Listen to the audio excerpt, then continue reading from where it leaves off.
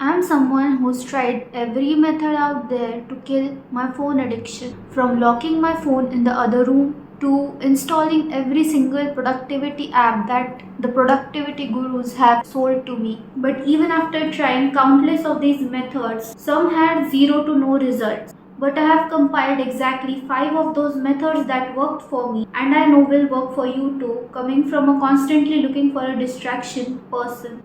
And I promise this isn't another digital detox story. It's about what happens when you stop numbing yourself.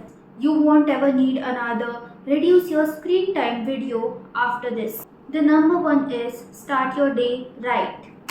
Keep your phone in the other room or somewhere away from you when you sleep. Even put your charger out of your room.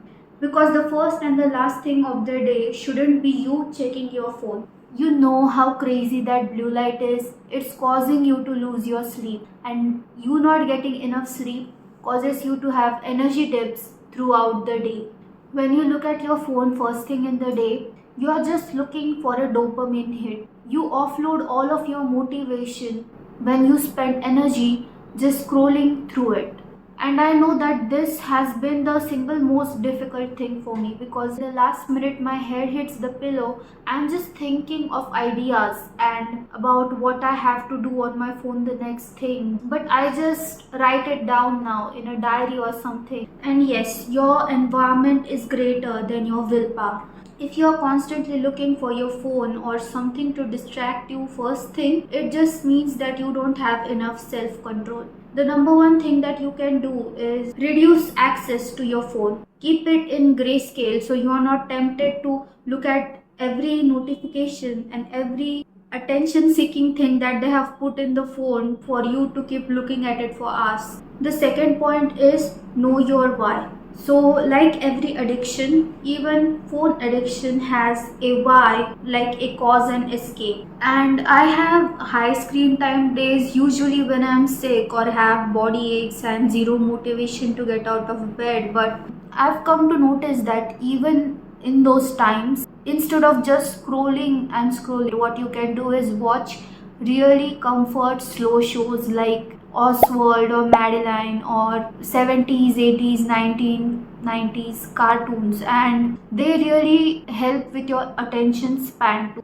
They don't give you a constant whiplash of emotions. They help regulate your system, and people are starting to get more anxiety because of the high attention span content they are consuming, and that is making them feel like they need to live a really fast paced life. But what you do need in those moments is to slow down, and I even recommend watching an episode of Madeline before bed because that is what I do and it helps calm my nervous system down. Also, when I check my phone is usually when I'm bored and I don't have anything planned or nothing else to do. That is when I just go on to YouTube or Netflix and try to search a good thing to watch to just pass my time. But that is one mistake I recommend you avoid. What you need to do is make a list of hobbies that you can do instead. I'll even link a few videos down that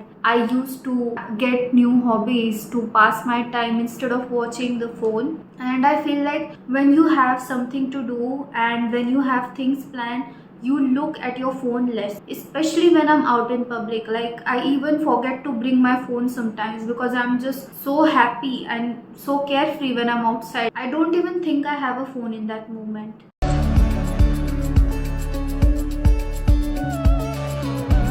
That's one thing you need to do. You need to have, what is that phrase, your ducks in a row, so you know what you need to do throughout the day and you are not like a lost puppy and then you scroll on your phone because your mind is empty and you have nothing to do. My next point is let your screen time be purposeful. So I make content online, I edit my videos on my phone, I even manage my Instagram and my edits all on my phone. So I have the constant urge to look at it. When I post, I have the constant urge to check for numbers and load it again and again. But I believe that you need to chop off the thing that makes you unproductive. like completely uninstall it. That is what I do. I post on Instagram and then I just uninstall it for 2 days and then just reinstall every time I have to post. You need to set app timers, and very boring for you to do. You're like, they never work, blah blah blah. What I do instead of doom scrolling is, whenever I have to check my Instagram, I just set a timer for 5 minutes, like an app timer, so that that app shuts down after those 5 minutes. One of the apps that I feel like really help is Opal, and this video is not sponsored, but I feel like it does help me keep accountability, and when it's time, all the other apps shut down. So when I have to work, all of my Instagram, YouTube, all of that is just completely shut off, and it does get very annoying having to look at that black screen pop up every time you want to open that app. But it does help if you need that really hard blocks, and I was someone who needed them in that moment. And after a while, even if I did uninstall that app, I just kept seeing flashes of that black screen in my mind, and what are you doing, why are you looking at your phone, things like that. And I even curated my Instagram feed to be like, why are you watching this video, you should go study, you should go do your thing. And every time I opened my Instagram just to like take my mind off things, that was the first thing that I saw, and I would just immediately shut it down. And I honestly say that the apps that you are using more, just try to uninstall them for some time. And when you come back to them, you just need to see if you can handle not looking at it.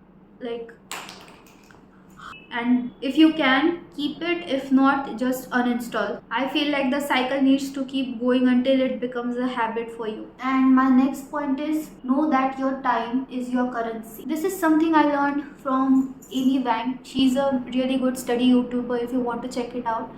Honestly, your time on this earth is so limited, and it is your money, it is your currency, and every hour that you spend on your phone takes up 2 years of your entire life. So again, find your purpose in it. I was that girl a few years ago. I would just keep playing games on my phone, and it would take a large chunk off of my life. Like, I wanted to max out at every level, wanted to own every single rare item of inventory that they put out. But now I'm fine with not knowing. Nada. I don't want to know anything about the new series that is coming out, about the new game and the new update. I just feel like we need to become less curious about these things. Like, you are not missing out on anything not knowing what happens after in that game. And let me tell you, even if you reach the last level, there is no big celebration, you don't get anything.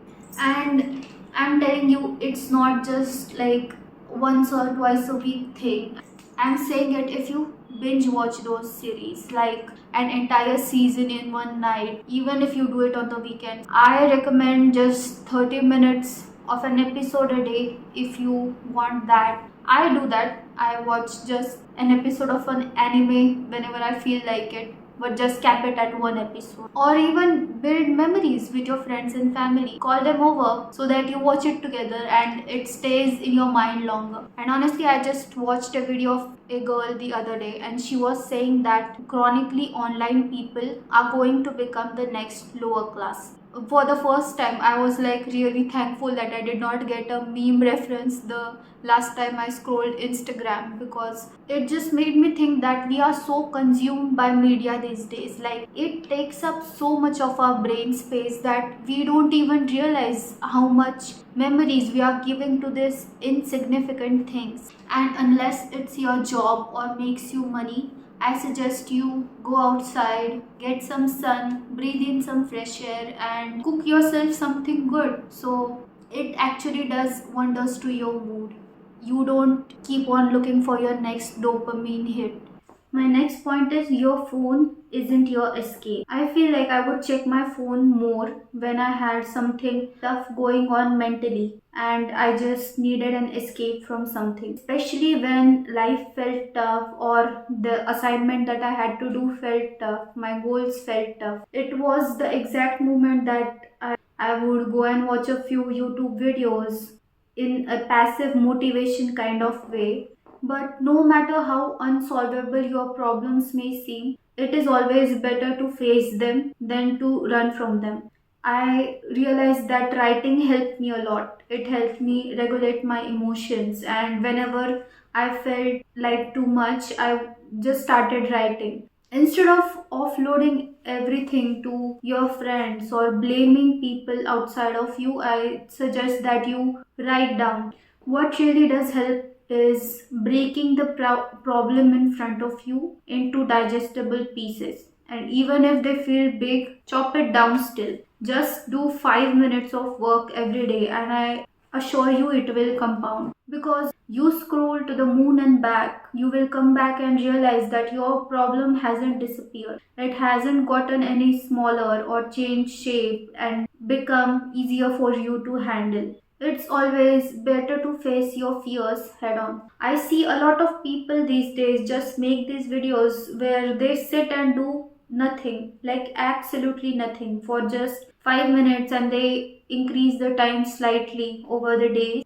I believe it's because we have forgotten pauses and rest. Your brain just needs a time where it can sit and regulate all of its emotions, everything that is going through it. I suggest that you try doing that you sit and do nothing instead of looking at your phone or even take a nap. That is what I do when everything feels overwhelming, and I will just sleep it off for some time. And when I get back, my head is in a clearer space than if I would have just doom scrolled. I feel like pauses make it easier for you to not break down from having low attention span.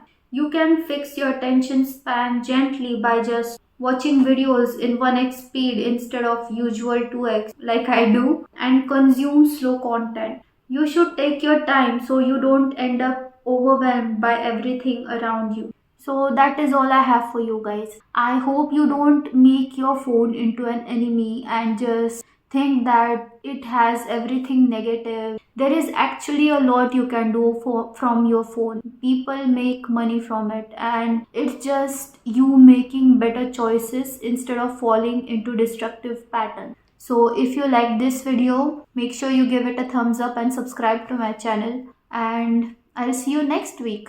Bye.